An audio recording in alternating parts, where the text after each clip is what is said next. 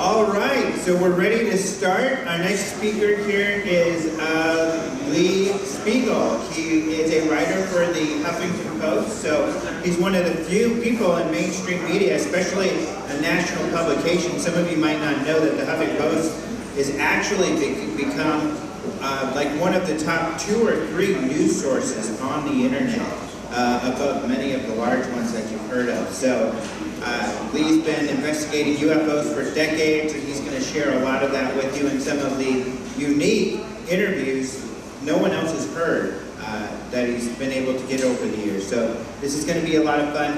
Help me welcome Lee Speigel.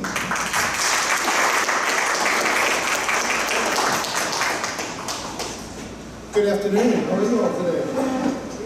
You don't actually have to answer that. Thank you so much for coming out here today. Thank you to the Roswell Daily Record for putting this whole event on. We love you all.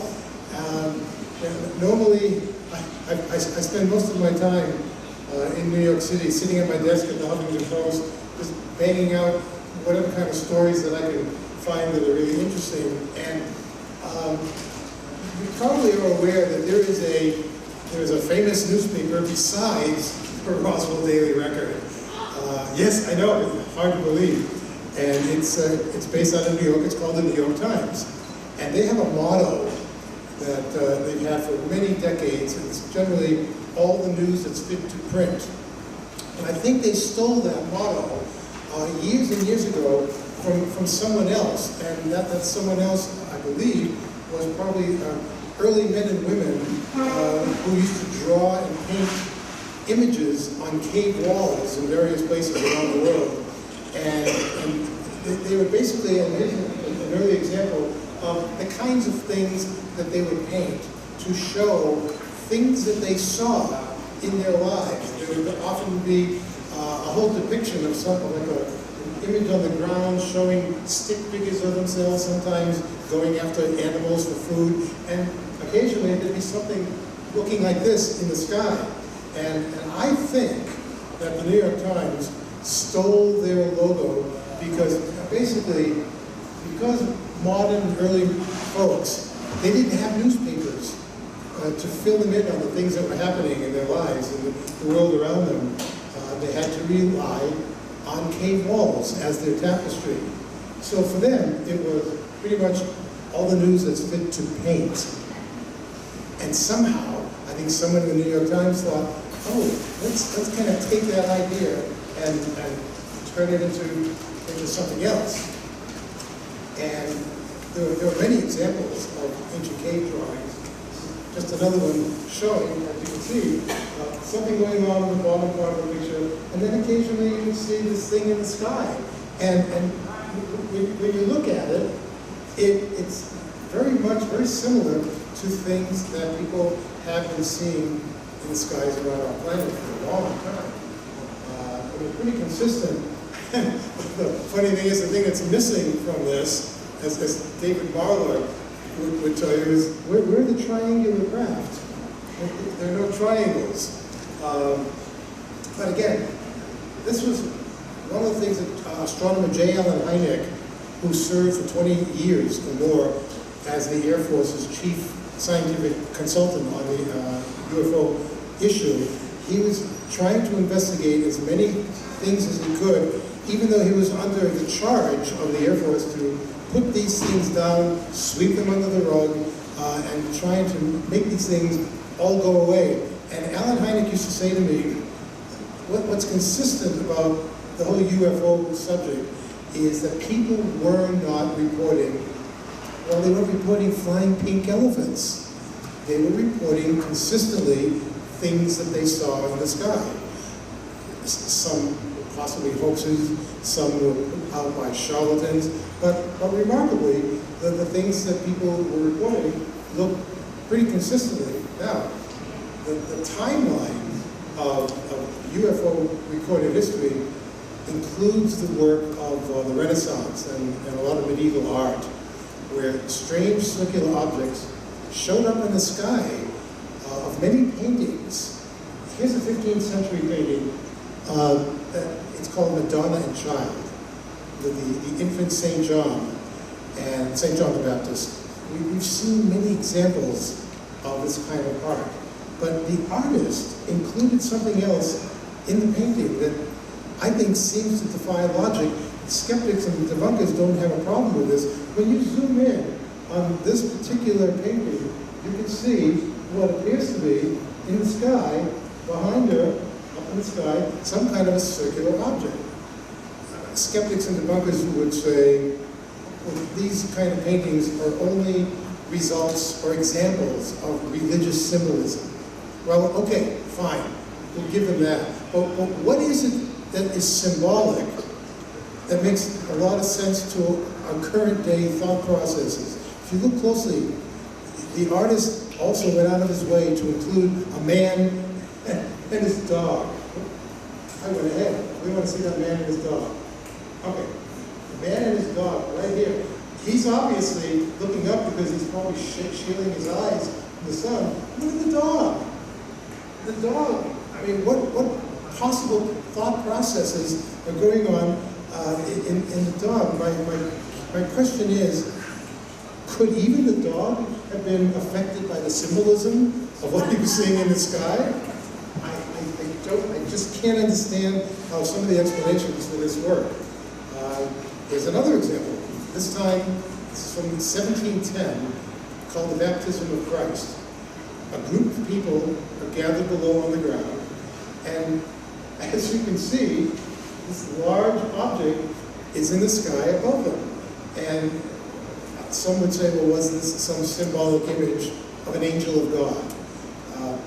When it comes to any kind of UFO images of any kind and of any time period, it's important to ask yourself constantly, who do I believe? What explanation would I believe that makes sense? And I'm going to come back to this concept of a UFO beaming an object down to the ground in a minute. Two of the most controversial UFO images ever photographed by Paul and Evelyn Trent on their McMinnville, Oregon ranch, their farm, in 1950. In this first shot, a circular object was clearly seen in the sky. There's a close-up of it.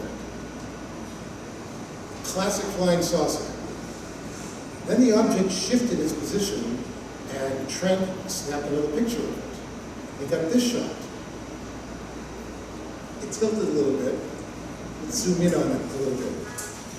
These two images are widely considered to be the most famous UFO photos ever taken, and so because of that, the most hotly contested ones as well.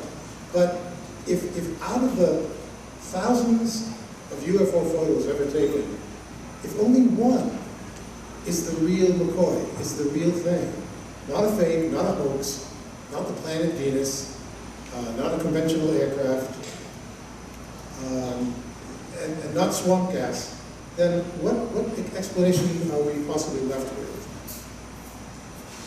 I think we have that loss of signal. Well, while I'm waiting for the signal to come back, I'll basically say about the two pictures that I just showed you, the official government UFO study, known as the Condon Committee, they published its findings in 1968. Barely within the report itself, it actually said something totally different about the McMinnville pictures. It's important to know that the conclusions of the Condon report were predetermined so that people would not have to go into the book and actually read the cases and realize that there were many cases in the book that were credible and unexplained. So they actually put thank you, sir, they put the conclusions of it at the very beginning. Let me just get you back to this page here. And as a result of that, part of the conclusion was, quote, from the Condon Committee report, this is one of the few reports in which all factors investigated appear to be consistent that an extraordinary flying object flew within sight of 2 eyewitnesses. So, I ask again, who do you believe when it comes to this kind of thing? This is one of my favorite photos. In 1958, a ship containing a member of the Brazilian Air Force and several scientists and a group of explorers, they were off the coast of Brazil, near Trindade Island. And they all reportedly saw this object. There's a whole sequence where actually the sequence begins with this object being spotted just above the horizon, and it came closer and closer and closer to the ship. It approached the island, and they noticed then at that point that it had what it appeared to be like a circle around it, or a ring, like Saturn. The object made a steep turn, and moved away very quickly. The images of that object were eventually confirmed and released as authentic by the president of Brazil. So again, who do you believe? Skeptics and debunkers have come away, they've come up with different stories to try and prove that this UFO was a hoax. But part of the problem was that there were so many eyewitnesses. Multiple eyewitness accounts can be stronger, sometimes they're not. But in this case, there were enough of them, and they were scientists. So it remains a compelling case. I was fascinated by these kinds of stories. It always seemed that media, in general, just made fun of it all. As though anybody who would dare to tell what they saw or photographed, that they all had to be misinterpreting things in the sky, or they were just down and out lying. And so there was a reason why I wanted to look into this a little bit more. And I started reading about UFOs as much as I could. And I eventually came up with an idea to approach CBS and to do a pitch to them back in 1975. And they allowed me to go around the country and to interview scientists, military, politicians, law enforcement, private citizens, and put it all together into an actual vinyl documentary recording called UFOs, The Credibility Factor. And I have to say that there's an actual real copy of that, an original, in this room somewhere that my friend David Marlowe bought on eBay years ago. And he's brought it here to show me that it actually is still a vinyl recording. It's just amazing what you can find out if you do the legwork.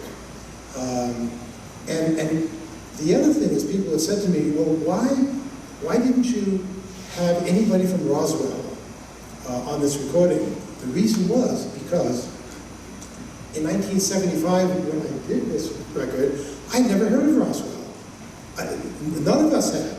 The real information that broke finally in the late 1970s, broke by Stan Friedman, was a few years after I did this. Otherwise I would have included, if I could have, people who were at Roswell.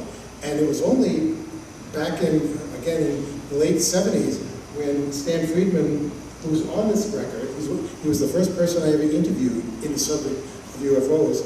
He called me one day and said that he'd been in touch with and just met some interesting people who were involved with this thing that happened in 1947 in a place called Roswell, New Mexico. And I hadn't heard of Roswell, New Mexico at all. And he said, you know, if you want, I can probably arrange for them to talk to you.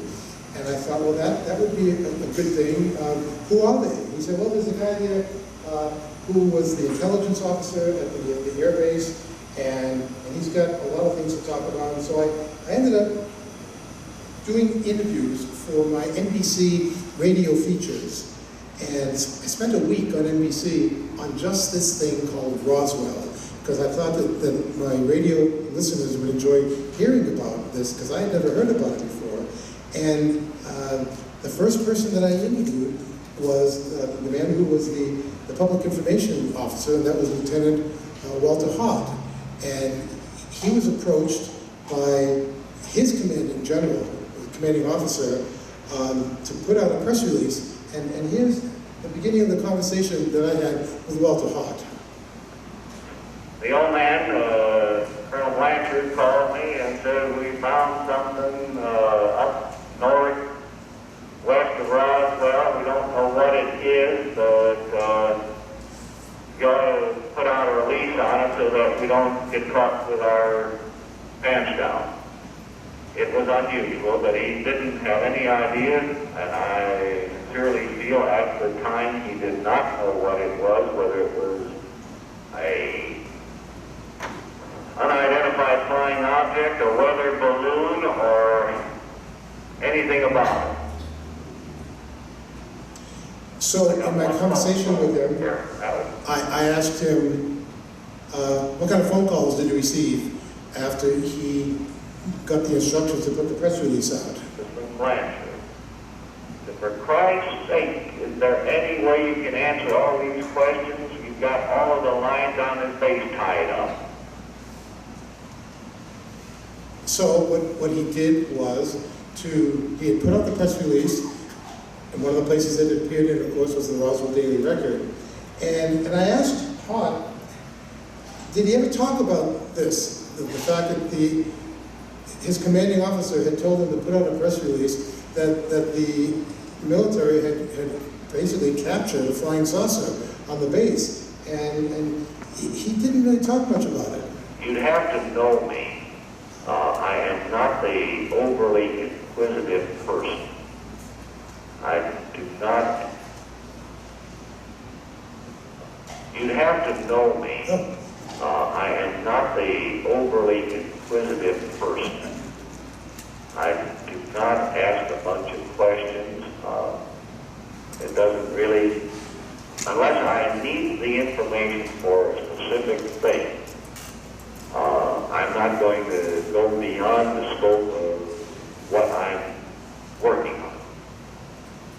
And he sometimes started his sentences twice. So I asked him, in the end, after all the publicity and all the media that eventually showed up at the base, I asked him if he felt that the military handled this entire situation properly.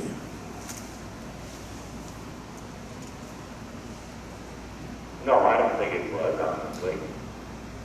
I think that looking back at it now, there should have been something come out of higher headquarters, better explanations. That's something that, again, I'm not qualified to say. It may be that something of our own doing that still may be in the experimental stage even after 33 years. By the way, can you all hear the voice okay? Okay, great. I was curious to know what he felt, how the public would react to something like this. Just even the fact that there had been an original press release mentioning flying saucer had been captured. Today, I think our public, with our space probe and the like, would appreciate knowing if this is a true fact, an indication that there are intelligent beings or intelligent matter, it might be, I don't know, outside of our own Earth. And I don't think it would create any panic. And probably the main character in this whole scenario was the Roswell intelligence officer, Jesse Marcel. And he was instructed to go out to the crash site, and he brought two counterintelligence officers with him. They had like a pickup truck and his car, because they didn't really know what to expect. And when I spoke to Jesse, I asked him to describe what he saw out of the crash site. And if you can imagine that the debris field was about 200 feet wide by 3/4 of a mile long. That is probably a long stretch of land for what would have been considered a mere weather balloon. This is Jesse. almost indescribable. It's not the kind of material I've seen in my life, nor have I seen it since. It's not nothing that I can recognize as anything. There are various types of materials which I couldn't identify any of it. Little members that looked like made of wood, and they were not wood. It's flexible, but not wood. I wouldn't even burn. And so what amazed me most of all is the weightlessness of all these materials. It weighs nothing. So what happened was, and there's so many more factors about what happened when they picked up the debris, and then he brought some of this to his house and showed to his wife and his son, Jesse Jr., and then he brought the material to the base. But he was instructed to take the material and to fly it on a B-29 bomber, and to fly it first to Roswell Air Force Base in Fort Worth. And so everything was put onto the plane. They got down to Fort Worth, and Jesse met with General Roger Ramey, and this is basically how Jesse describes what he was told to do by the general.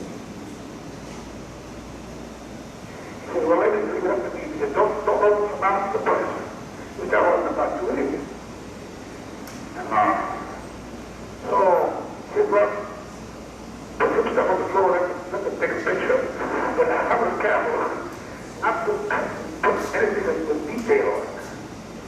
So in the picture, let's pick the one thing that appears to paint in their face. And so the general told him, keep your mouth shut, don't talk to the press, show some material that we'll give you with no details, and we'll see if this will just all kind of go away.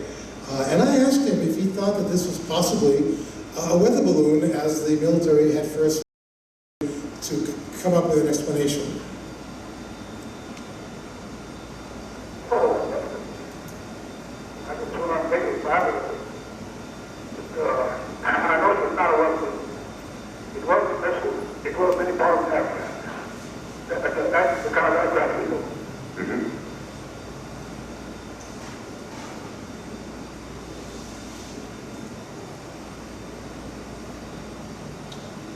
Jesse kept telling me about the fact that it wasn't a weather balloon, and I asked him to describe more of the actual debris. What did he see? What did he pick up? What did he handle?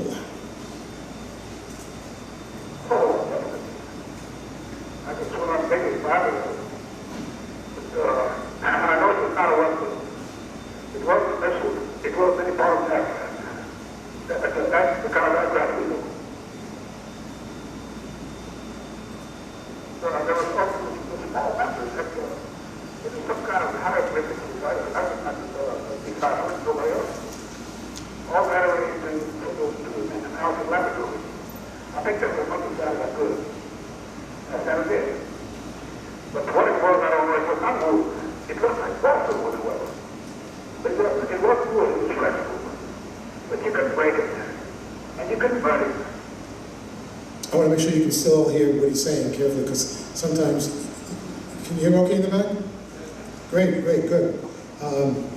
One of the pieces of material that Jesse found was, he called it a piece of metal, but he said it felt more like, it had the thickness of the foil of a pack of cigarettes. But it was kind of an odd thing that you'd find in a pack of cigarettes.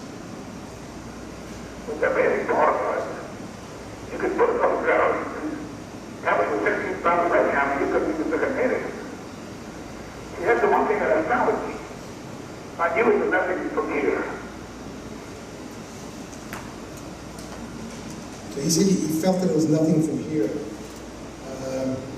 So I pressed him on that a little bit, because back in those days, you're dealing with any kind of military personnel, when I say back in the days, whether it was the 40s or in the 70s, when I was interviewing him, I wasn't trying to put him on the spot, I just wanted to get him to open up a little bit. I was considered it was not from anywhere on the road. I'm still convinced of that. And I asked him, when he was out in the field, did he get the impression that whatever this thing was, Did it just fall out of the sky? Just because there are many ways that an object can come down, it can land, it can crash, it can plow through the field. I wanted to get his take on that. I think the one thing that said is false is the fact that with all this debris scattered in such a wide area, nothing actually hit the ground. No solid material hit the ground. And no one object hit the ground. It disintegrated in the air before particles came down.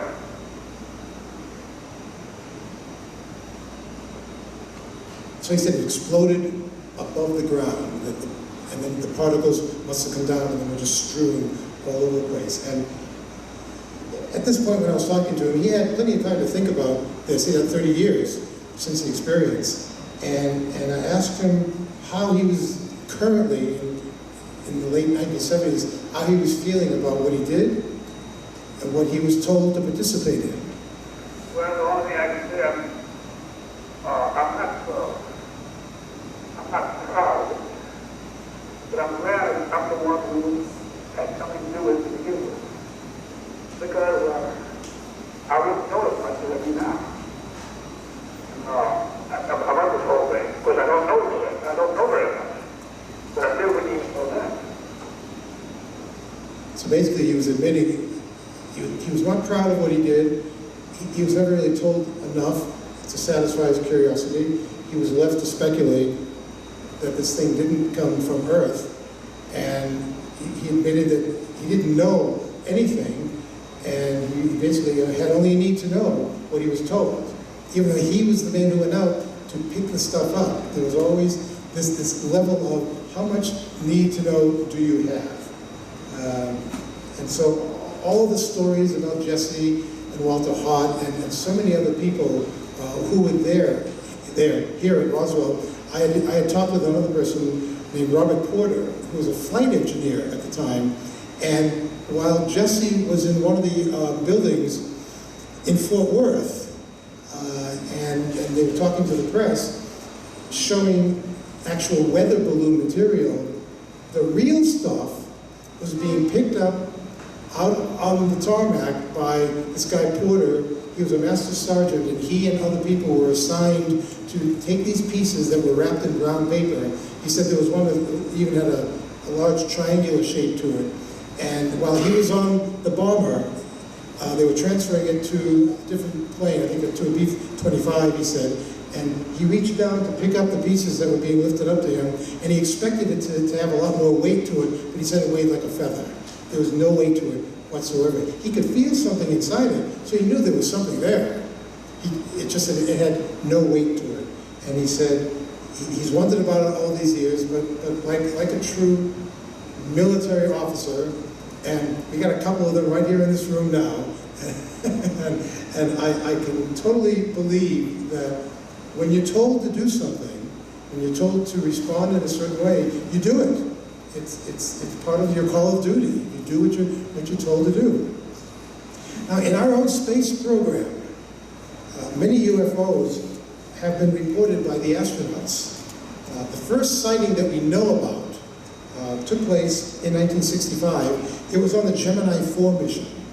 Astronaut Jim McDivitt caught sight of a strange-looking object out in space.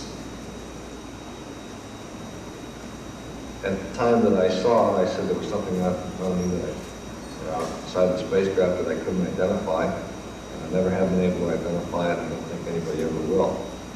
We were in drifting flight, and my partner Ed White was asleep. The spacecraft had all the flight control systems turned off, and almost all the electrical equipment turned off except the radio. The spacecraft was drifting around, and I couldn't tell.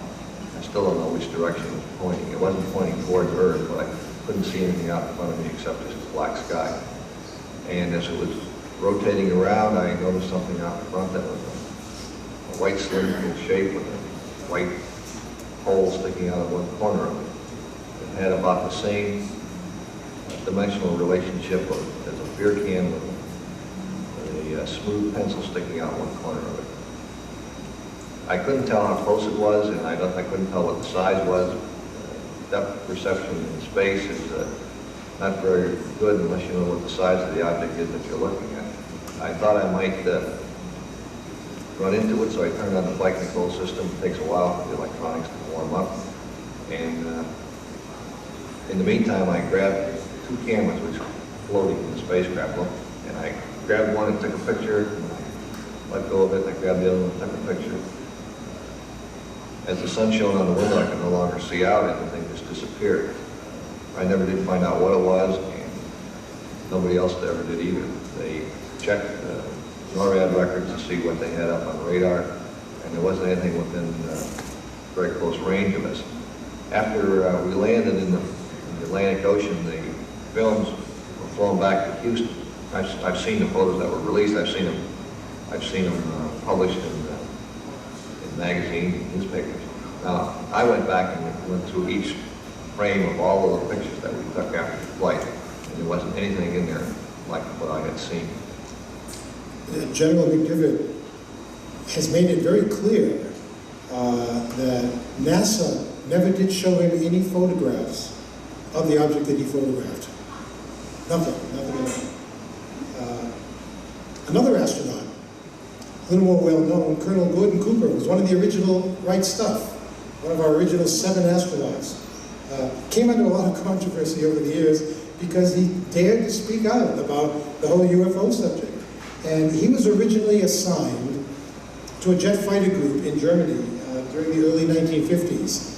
And he recounted to me the day that a group of strange circular objects passed over the airbase. A weatherman spotted some strange objects flying apparently fairly high altitudes and large binoculars while tracking a weather balloon, and reported, and before long the entire fighter group was out peering through binoculars, and at these groups of objects coming over, all heading generally from easterly to westerly direction, and all in very strange pattern resembling fighter formations. But unlike fighters, they would stop, almost stop in their forward velocity and change 90 degrees sometimes in their flight path.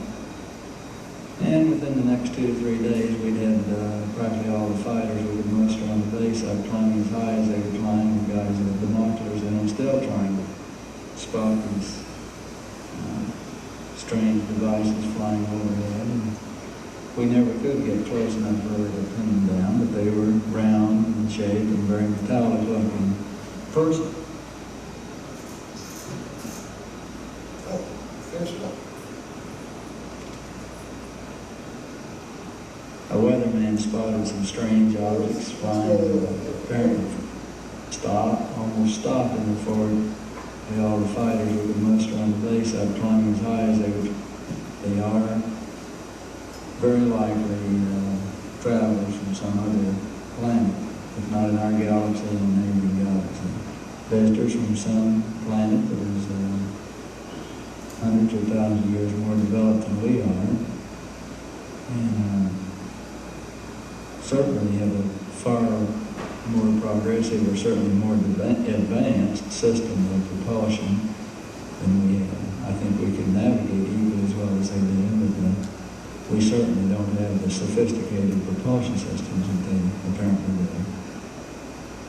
Colonel Cooper also revealed, I think it was to me for the first time when I interviewed him for an article about his experiences with NASA as an astronaut. We did an article for Omni magazine in the early 80s, and he said that he wouldn't talk much about it, but he recalled an incident that took place out at the Edwards Air Force Base on a dry lake bed at the Flight Test Center in California. And to this day, the photographic evidence in this case is not available. The case of when the land the dry lake bed right out from a number of camera crews we had who filmed it, and the film was there and sent forward to safekeeping somewhere in Washington, never to be seen again. Never to be seen again. Get the sense of conspiracy of some sort when you hear someone of his caliber say never to be seen again. But he came under fire before he died from a lot of skeptical, debunking attitudes, saying he just made all this stuff up, that there never was any film, and it's easy to have that attitude pervasive all around this subject, because anything you can do to make the subject go away is what has gone on for many years. Now, speaking of Edwards Air Force Base, in the late 70s, I had spent some time, I'd gone to Washington to the National Archives, because back then, before we had an internet, if you wanted to look up anything about UFOs that were related to the government or the military, and especially if you wanted to find out information about Project Blue Book, anything about it, before you could see these things on the internet years later, you had to go to the National Archives where this stuff was kept. So I would go down there and I made some trips there. And one day you'd have to sit in front of these giant projectors, like microfilm projectors, and you'd have to sign out film canisters at the front desk, and they would give you the things you wanted. You'd have to put them on top of these projectors, and you'd have to hand crank them to just kind of go and scroll through to find anything of any interest. And I was just looking up stuff about Project Blue Book. That was all I was there to look up. And I was there for a long time, and I found this case that took place at Edwards Air Force Base. It wasn't the same case that Gordon Cooper was involved with, but this was a case that was clearly described in the microfilm record that over a period of about 6 hours, one day, and into the evening at Edwards, up to 12 UFOs had been seen buzzing around the Air Force Base and seen by a lot of the personnel who were there. People in the air traffic control towers, people on the ground, people in buildings, people on rooftops, people with binoculars, people with hands on the button to scramble a jet, to do whatever they could to find out what was going on. Some of these UFOs were seen in groups of 2s or 3s. They were describing seeing red lights, and I'm going to play you an excerpt, because what I did was, I went to the front desk, and I said to them, at the bottom of this report, it says supplemental material, audio extract. And I said to the person there, what does that mean, audio extract? He said, well, that means that we have tapes here in the archives that go along with this particular report. And I said, well, what kind of tapes do you have? And he said, well, I don't know. We have so much stuff here. If you want, I'll go get you a couple of the tapes, bring them up, put you in front of a big old player that you can put these giant reel-to-reel recordings on, and you can just sit there and listen to them. And he brought me these tapes that just completely took my breath away, because they were recording all of the conversations among all the military observers who were seeing this stuff. I mean, this is before Rendlesham, Chuck, where you had lots of military eyewitnesses, and yet the entire encounter here was being recorded on audio. So I said to the guy at the front desk, can I borrow these tapes? Oh, no, you can't. Those are property of the National Archives. But if you come back with your own tape recorder and your own tape, we'll let you make copies. Back to New York I went. Called my editor at Omni magazine at the time and said, I stumbled onto this thing at the National Archives, and according to the people there, I'm the first one who's ever asked about these audio tapes. Is this a story for you guys? Oh, yes, we'll do this as a story. Got some fresh tape, got my tape recorder, back to the National Archives, said, I'm here again, and they brought out the tapes again, and I made a whole bunch of recordings. Here's an excerpt. You can hear all these voices, and you have to try and sift through the dialogue, but you'll hear them talking about, oh, I've got 3 here, and there's a red light. Just this is a sense of the chatter that went on there that day. The first one I observed, I would say now is 20,000 feet. I don't see anything that any of that. No, I don't. We're not taking anything in that area. Well, they say there's 20,000 feet from Powerful.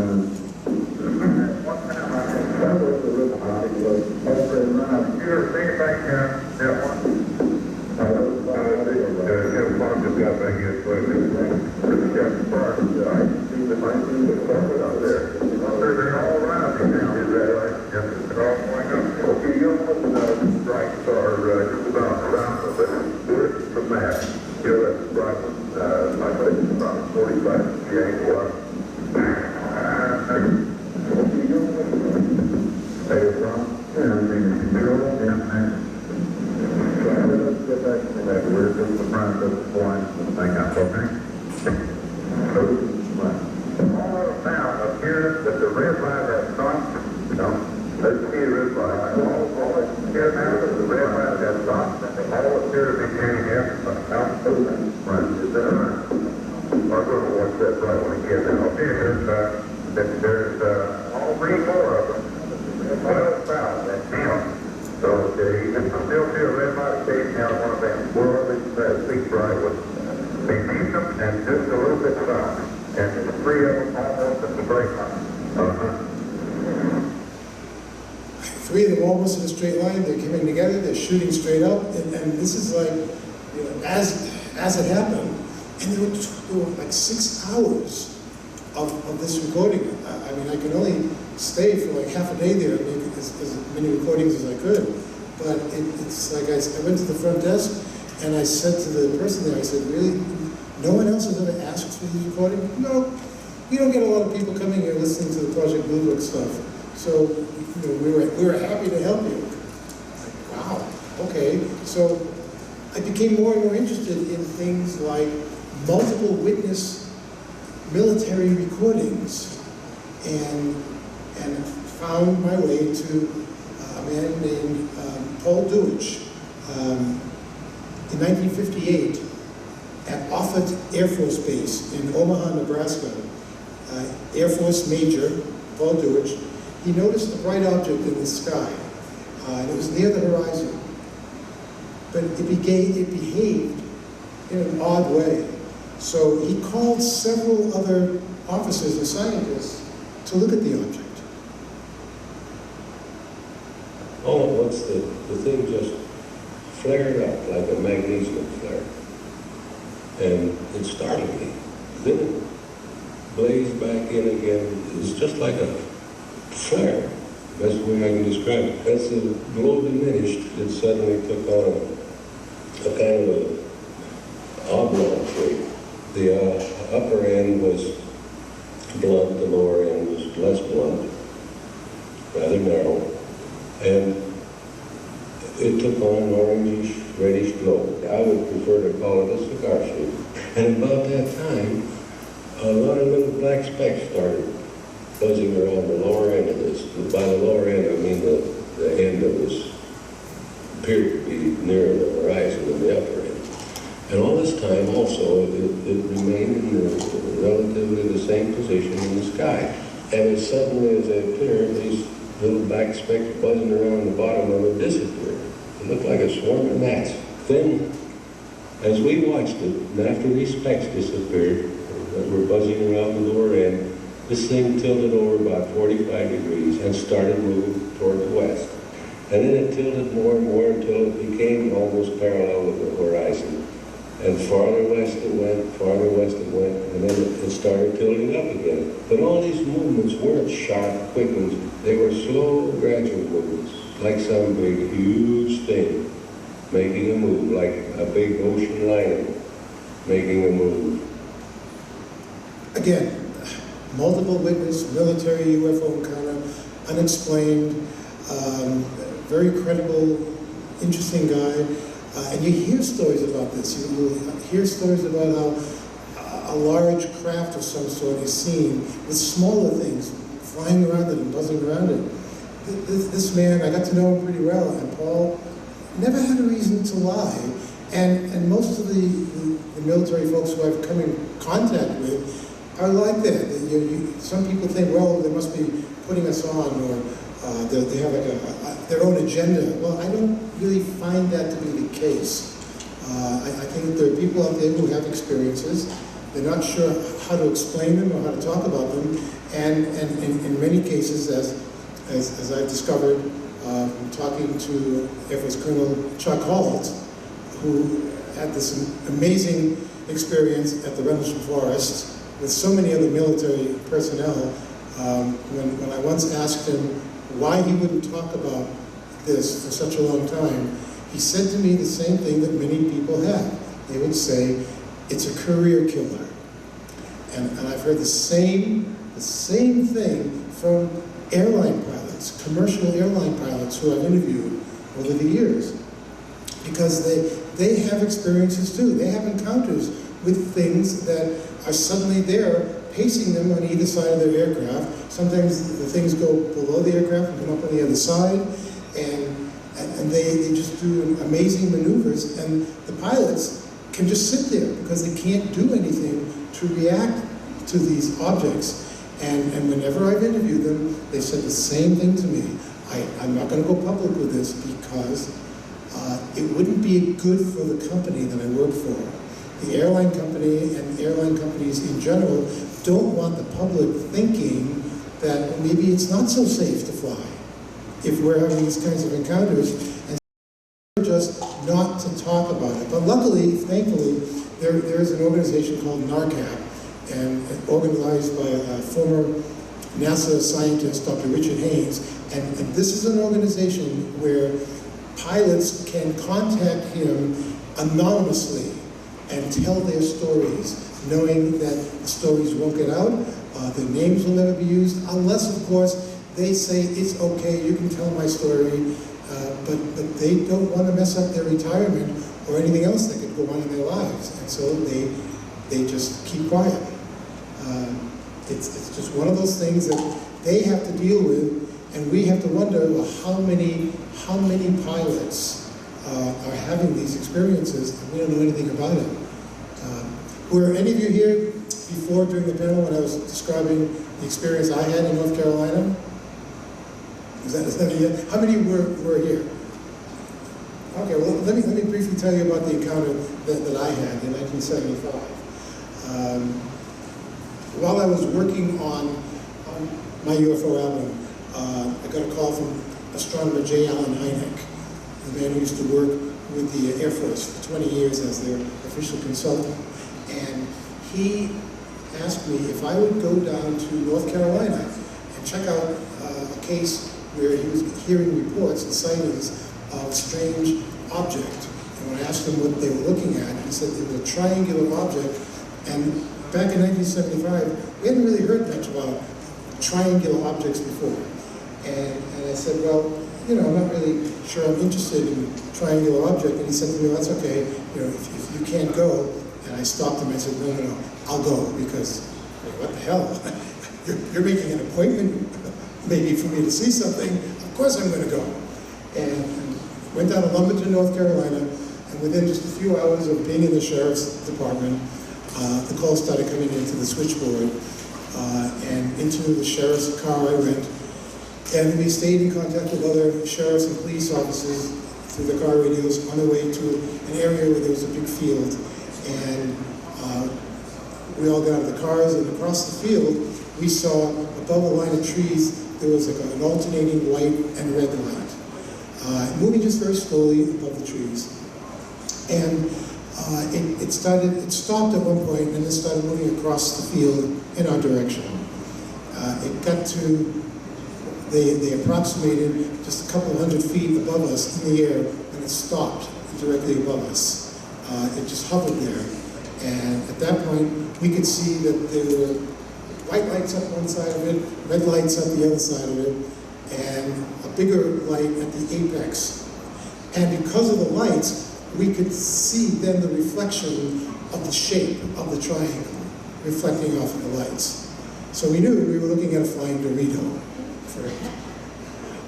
that made no sound. And as we watched it, a bright beam of light came out of the apex of it, shining right down to the ground where we were standing. Kind of a freaky moment, as you might imagine. And the whole thing lasted, that moment of the beam coming down, maybe 3 seconds before it went back up. And the lights all turned off, and the entire object turned an amber color, turned about a very slow 45-degree angle, and just started moving slowly off, as if it was saying, I'm done here, I'm going somewhere else, to screw around with someone else now. And we followed it as far as we could, and we kept stopping at different places along the way, so that I could talk to other police officers and sheriff's people to say, well, did you see anything? And one police chief said that while he was sitting in his car, the whole inside of the car just lit up. And he looked out the window up at this thing, and it was just parked in the sky above him. He got out of the car, went to his trunk, pulled out a big official police emergency lantern, and he pointed it up at the thing, and he blinked at it, and it blinked back. So I said, well, what did you do next? I blinked twice, and he blinked twice. This is like the Close Encounters at the end when they're playing the music back and forth, only this is just a flashlight. He said then it just turned and just went away, never to be seen again. I found 2 other police officers who had heard on their car radios that this thing was approaching them from some area, and they got out of their cars and they saw the thing coming up above some trees near a road, and they said that without stopping, without missing a beat, it kept coming straight, and a quick 90-degree angle turn, without stopping. In 1975, did we have anything that could do that? In 2016, do we have anything that can do that? Or maybe we do, but we're not being told about it. It's in development somewhere at those strange bases where they make all this new technology. So I wanted to show you a couple of shots from when I was in North Carolina. This was one of the newspaper headlines, sighting of a V-shaped UFO. I think it was Thursday, April 3rd. So this headline I saw like the day before I went down there, and that kind of intrigued me. And when I got there, and one of the first things that I had to do was to go to the Sheriff's Department, and I called Dr. Hynek back in Northwestern, and I was on the phone with him saying, well, maybe there is something going on here. Not sure, but I'll stay down here long enough until I can find out. And so I started gathering some drawings from the people who were there, what their descriptions were. This is one, the closer one, and still another one that's more of a triangle. And then when I got back to New York, I decided that I would kind of be a little creative, and I made my own illustration of what the thing looked like. Because I thought that I had a better memory recall of how all the lights were configured at the time. And interestingly, you take this shot of what we saw, and you compare it to, another modern day aircraft, and you get this. I'm not saying that this is what we had in 1975. There are other people in this room who could answer that question far better than I can. And we can get to that afterwards. But still, it was an amazing experience to see this. And the FAA had originally said that there was something strange there, and they reversed their position in the newspaper published it. They basically said, no, there's really nothing happening. It's like, nothing to see here, everybody go home, there's nothing here. And so, that was that, for that particular situation. And it didn't come back to Lumberton, and never heard anything more about it, but it was like,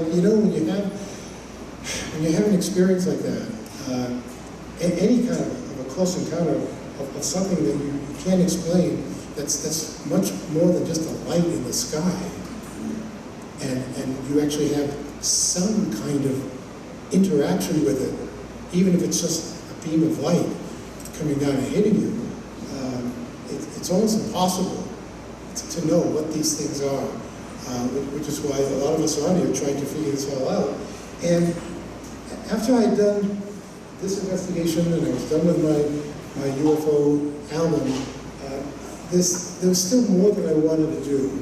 And people would say to me, well, why don't you go to the United Nations? Because if any one global body is going to maybe tell us about UFOs, wouldn't it be the UN? And I thought, light bulb, maybe that's true. So I started thinking about it and reading about the United Nations and the various people there, and discovered in 1977, the Prime Minister of Grenada, Eric Gary, was making some speeches to the world about how much his country wanted to have the United Nations create a small committee that would share UFO information from one country to another.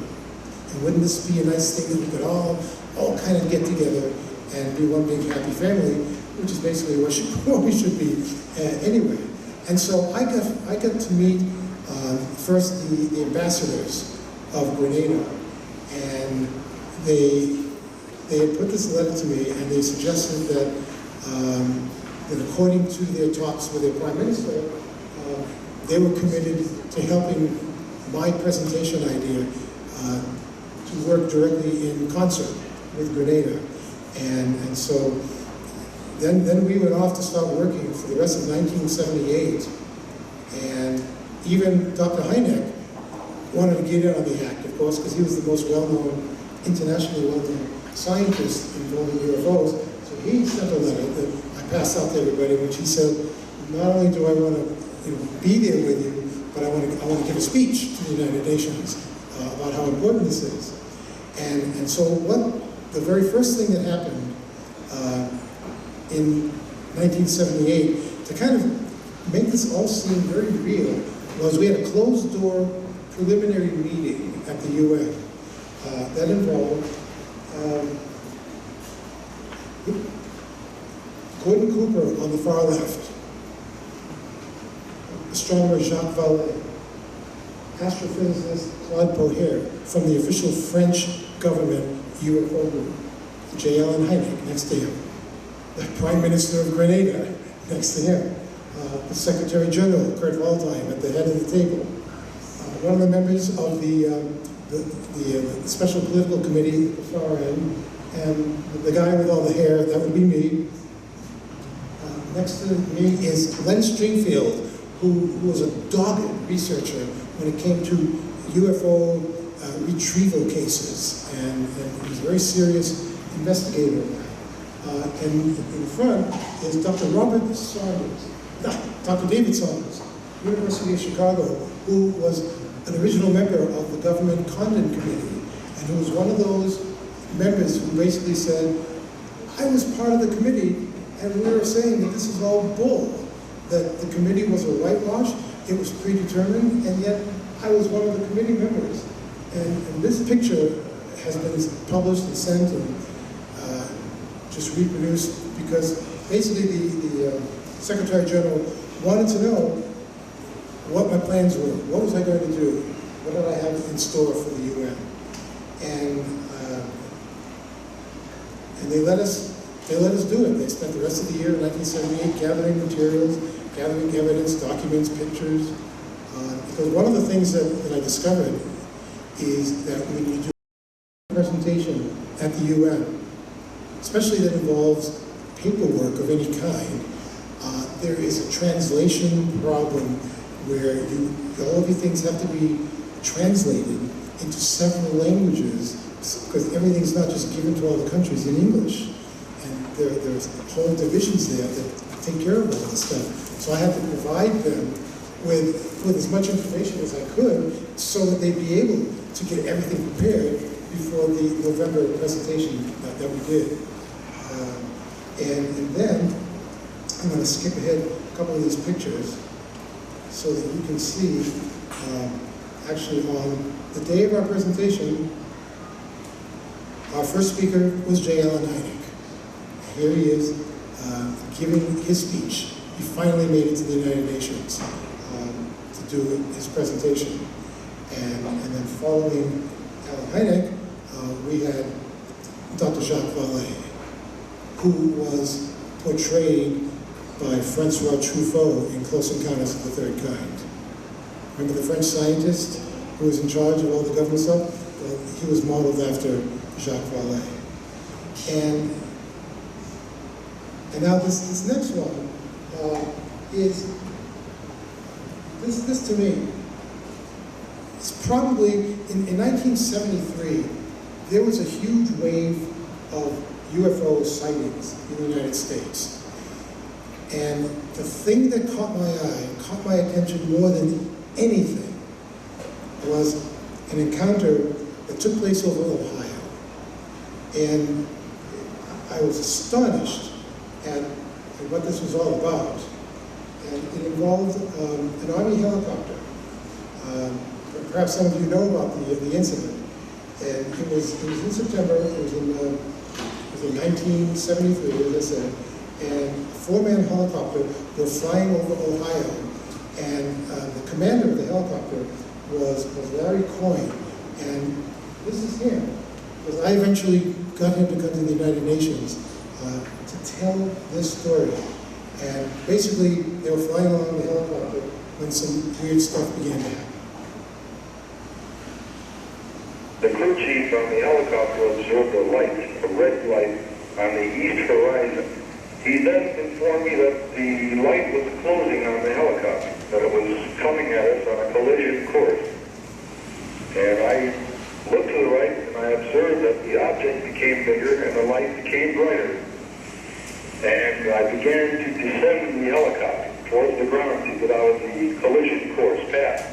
We were descending, and this object continued to come directly at the aircraft. It was like a missile locked onto the helicopter. Only it came at us on a perpendicular angle to hit us almost broadside. It looked like we were going to collide with it, and we braced for impact. And when we did, then I heard the crewman in the back say, "Look up," and I did, and I observed this craft stop directly in front of us. Stopped. It was hovering right over the helicopter. At this time, a light that came out of the aft end of this vehicle swung 90 degrees and came into the cabin of the helicopter. It was a bright green light. And all the red night lights that we utilize for night navigation were dissolved in this green light. The whole cabin turned green. It hit me directly in the face, hit the co-pilot directly in the face, and hit also the 2 crewmen. We assumed it was a high-performance fighter, but when it stopped directly in front of us, then all 4 of us realized there was no high-performance aircraft. This craft, from the angle we saw it, was cigar-shaped. Had no wings, no vertical or horizontal stabilizer. It was approximately 60 feet long, 15 to 20 feet in height. An amazing encounter. But the amazing thing was still to come. These 4 men, trained military personnel, thousands of hours of flying time between them. And what occurred next seems like science fiction, but it happened. At this time, I last looked at my altimeter, we were 1,700 feet. Then this craft began to move slowly to the west, away from us. At this time, I was worried we were going to hit the ground.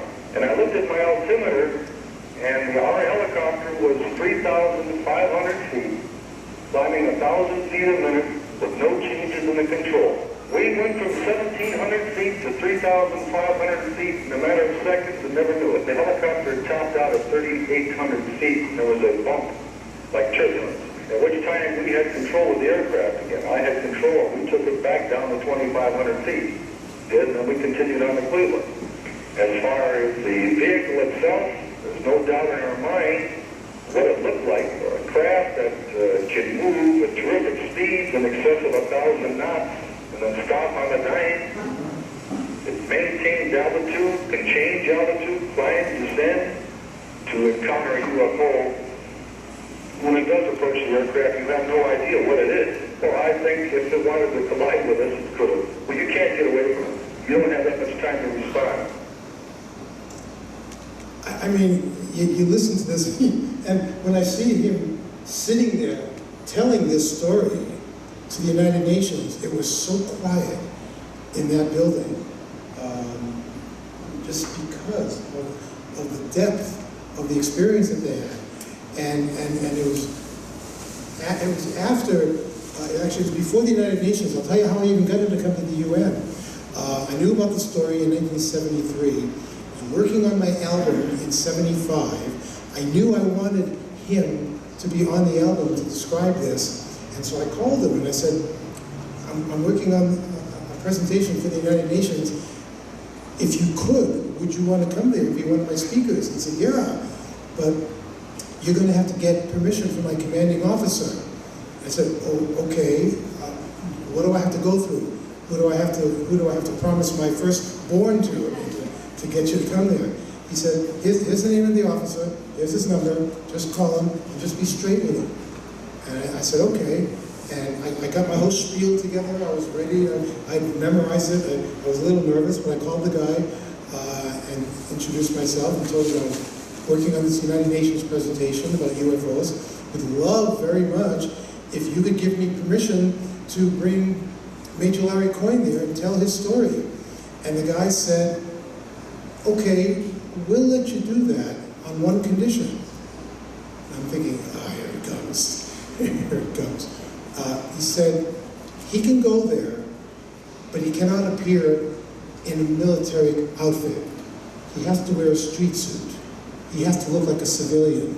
He cannot appear to be in any official capacity. I said, so you're telling me that if he doesn't have a suit, all I have to do is buy him 1 or 2 suits and you're good with that? He said, yeah, you have our permission. And that's what happened. That's why I mean, I would have loved it if he could have appeared in uniform, but are you kidding? I took this, I had no problem with this.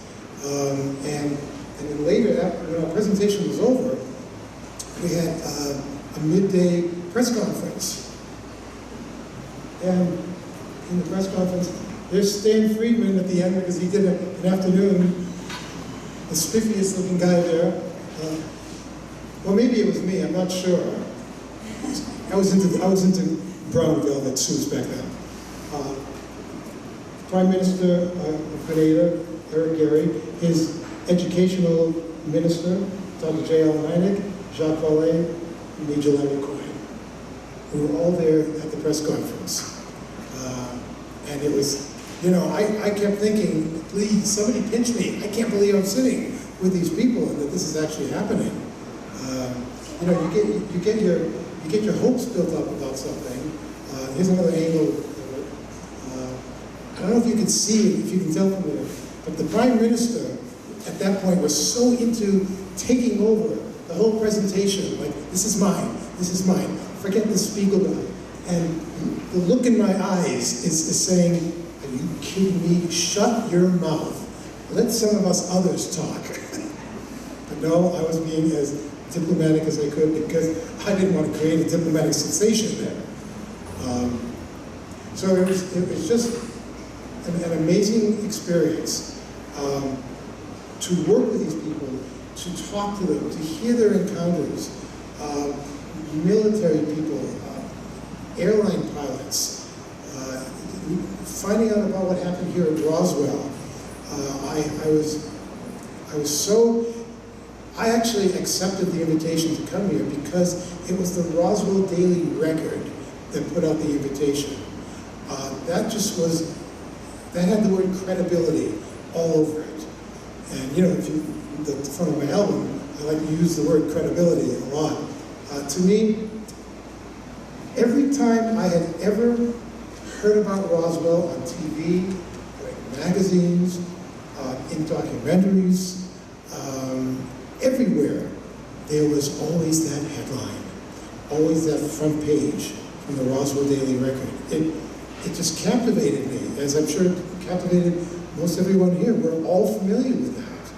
And every time I wanted to write a story about anything that happened in Roswell, I would always contact the Daily Record and just ask anybody, can I have permission to use that picture, please, of the famous headline? And they always said yes. So when Barbara Beck, the publisher, and Toby contacted me and said, would you like to come here? I said, yeah. I mean, it's the Daily Record. I'm so thrilled to be here, and I thank them for bringing me here. And I think we have time for some questions now. If there's at least one question, but I just wanted to thank you all for letting me share some of these audio excerpts that have been a tremendous joy for me just to gather. I mean, there was, in putting my album together, I went to Maine and I interviewed a retired Rear Admiral Admiral Herbert Knowles of the Navy. And he wanted to talk to me about what he knew from a Navy point of view of things that they had seen and experienced while on ships in the ocean. I couldn't use his voice because I literally did the interview with him on his deathbed.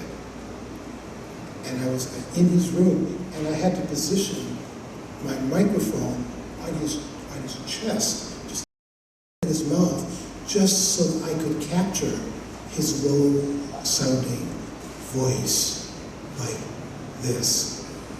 And I felt so badly, but I couldn't use it on the album because I would have had to have edited it all together so that you could actually hear him say, yes, we've had many experiences like this on the high seas, and I do believe, and I've been told, that there are visitations from somewhere else, and we don't know what these things are. And it was like, I felt so happy that he would say this to me, but I couldn't and wouldn't use the voice on my album. So you run up against things like this, but then you get really lucky and you come up with things like Larry Coyne, and to hear his description of something that just took everybody's breath away. And the military never tried to stifle the story. They never tried to say, oh, it was just this or that. It was a weather balloon. It was Project Mogul or something. It was like, we don't know what it was that they encountered. There were eyewitnesses to it on the ground. He can tell the story. No harm done. So thank you all for letting me share that all with you.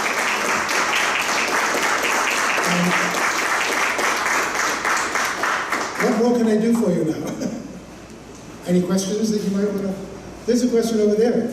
Maybe you could tell them about meeting Spielberg. Oh, all right. Okay.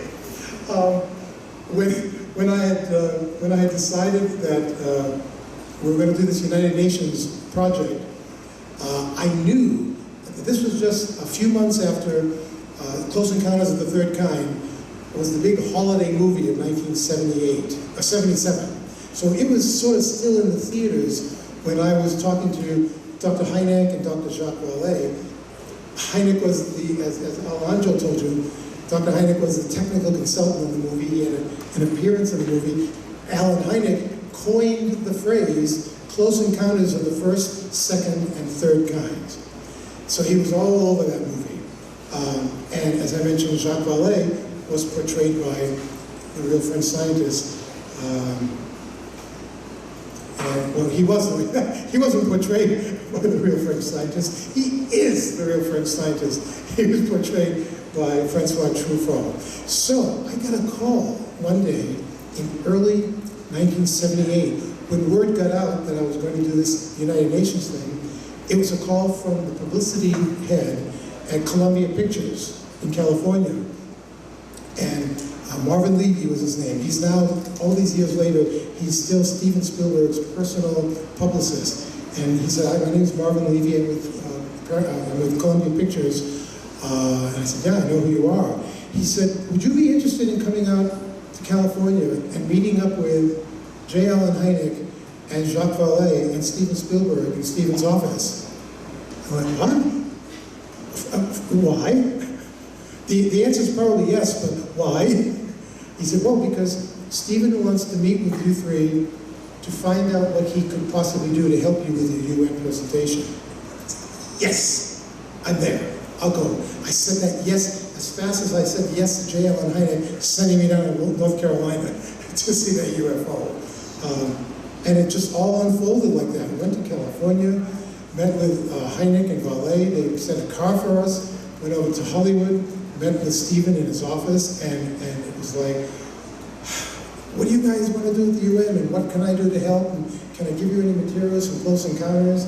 And literally, I don't get starstruck, really. I mean, I used to occasionally, but I was sitting there in Spielberg's office, and on the outside, on my exterior, I'm going, well, Steven, thank you very much for bringing us all here. It would be really nice if you have any special materials that you can lend us.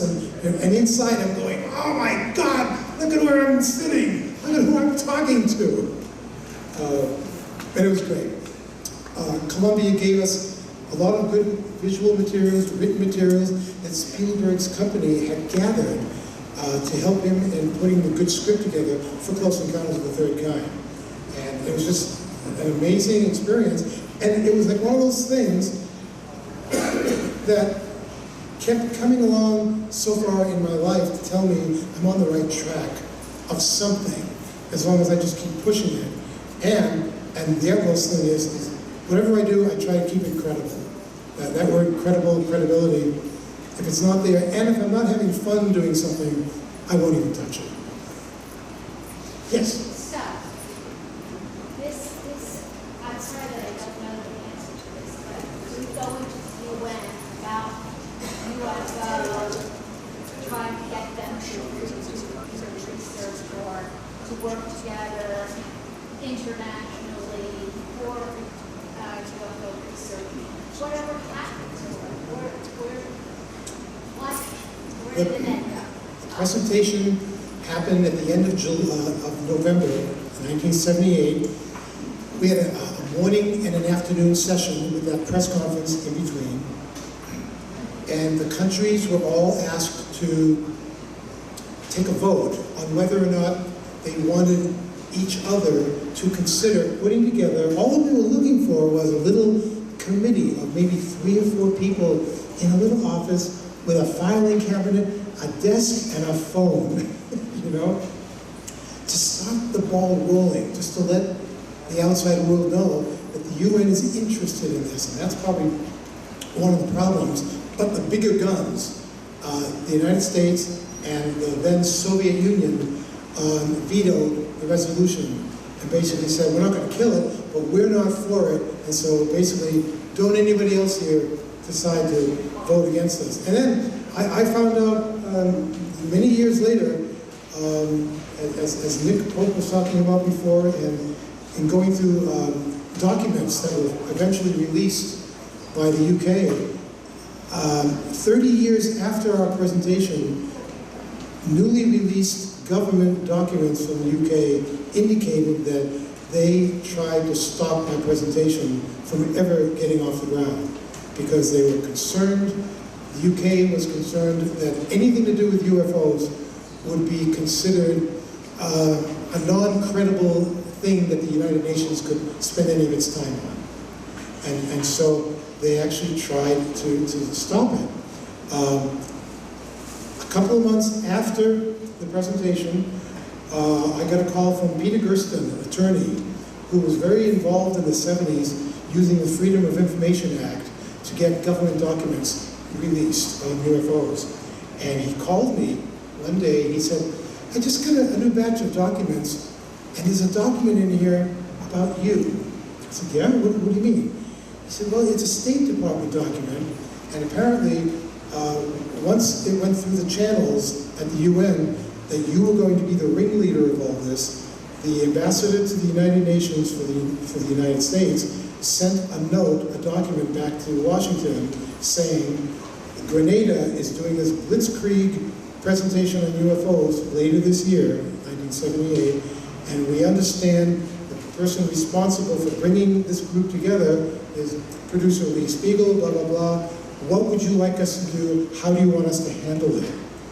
And Peter said to me, do you want me to mail the document to you? I said, no, don't do anything to it. I got into a subway, went all the way up to the neighborhood where Yankee Stadium is. His office was right next to the ballpark. I said, I'm coming up there. I want you to hand me that document. Don't mail it. I don't want to take a chance. And I went up to see him, gave me the document. I made like 100,000 copies of it. I sent it out to people, and basically it said, look, see, they knew what I was doing, and that's okay, but they didn't try and stop me, which was interesting. My own State Department, my own government, didn't try and stop me, and they could have, because in order for me to do anything at the United Nations, I had to be delicatized, which means Grenada had to make me a delegate of their country. And I still have my original yellow delegate's card that I had to wear whenever I went into the UN to poke around in places. It was the United Nations Grenada delegate, Lee Speigel, is part of the country of Grenada. And the other thing was, again, why didn't they stop me? Once I had a handshake deal with the Prime Minister, to do my presentation, I started getting checks from the Great Bank of Grenada down in the Caribbean because they wanted to pay for my expenses during the year, any travel that I had to do, the gathering of documents, and maybe buying Lieutenant Colonel or Major Larry Coyne a new suit. I mean, whatever I needed money for, they were going to pick up the expenses, and I thought, oh God, my United States government is not going to stand for this. But I never heard a peep. Nobody ever actually reached out to me and said, we don't think you should be doing this. Never. And maybe because they knew in their ultimate way that once the United States and the Soviet Union put the kibosh on the whole thing at the end, that would end it. A few months later, right after the presentation, there was a political coup in Grenada, and Sir Eric Gary was overthrown in this coup. And not so long ago after that, I'm sitting at home watching the ABC Nightly News, and the news item comes on that says, United States forces have just invaded Grenada. And I thought, oh my God, is this my fault? I actually thought, what did I do? Why didn't they just come and get me? But no, and this was I think it was under Reagan that we invaded Grenada for a variety of other reasons, nothing to do with UFOs, but I got so suddenly paranoid about this. But, you know, you do something like that, and it makes you think, well, I did something at the United Nations. Dr. Jacques Vallée still thinks of it as a milestone that we even got as far as we did, that they let us go there and do this. I was thrilled every second, every step that I took that year, because I was like making it all up as I went along. I had no idea what the next step was going to be. All I wanted was, let me be able to do this presentation, let me have some cool pictures that I can prove to people that I was there, you know, with all these important people. And however the stones fall, then that'll be fine. People have asked me since then, do I think I'd want to do it again? I don't know if I have the energy. I don't know that they would allow something like that again. I actually don't believe that the United Nations is the place for something like this, and I don't think that there's going to be disclosure.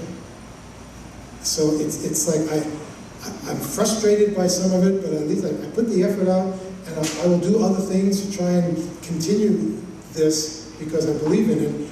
But I say to people, don't wait for Hillary Clinton to release all the UFO information if she becomes president. It's been a long road, but I'm enjoying it. Happy to be here. Thank you, Roswell Daily Record. Thank you, Barbara.